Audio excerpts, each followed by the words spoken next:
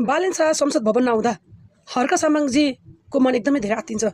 उहाँलाई त्यहाँ बस्न मन लाग्दैन, उहाँलाई छटपट्टि हुन्छ। सभामुखज्यूलाई न्यू बनाएर उहाँ संसद भवनबाट निस्कनुहुन्छ। यो तपाईँहरूले कुन दृष्टिकोणबाट हेरिराख्नु भएको छ? के साँच्चै हर्क सामाङज्यूलाई त्यहाँको संसदभित्र भइरहेको गतिविधि मन नपरेको हो, या सभामुखले भनिरहेको शब्द मान्ने मानसिकता नभएको हो? म पनि भन्दा के कम भन्ने हो? होइन, गलत हुनुहुन्छ। उहाँको आजभन्दा 3.5 वर्ष पछाडि फर्केर हेरौँ, हर्क सामाङजी पनि लौरोबाट, बालेन शाह पनि लौरोबाट, दुईजना स्वतन्त्र मेयर, दुईजना सँगसँगै उठ्नुभएको। उहाँहरूको मायाप्रति घनिष्ठता छ।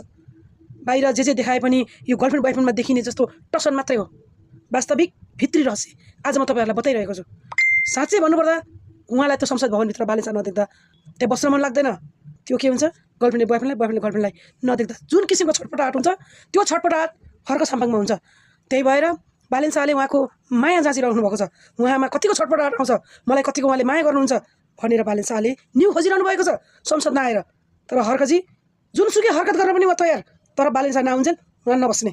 हिजो अस्ति मात्रै प्लेन समयमा उडेन, मौसमको कारणले संसद आउन मलाई ढिला हुन्छ भन्दै हाल्नुभएको थियो। त्यो पनि उहाँले ढिला भएर होइन, हर्क साम्पाङजीले बालेन शाह नआउने थाहा पाएपछि उहाँले पनि ल हेर मायालु, म तिमीलाई कति माया गर्छु, भित्री मनदेखि म तिमीलाई नै चाहन्छु भन्ने चाहट देखाउँदै हुनुहुन्छ। यो उहाँको माया, उहाँ दुईटाको माया लैला मज्नु जस्तै अमर रहन्छ कि रहँदैन भनेर हेर्नको लागि एपिसोड नछुटाउनु होला। To be continue.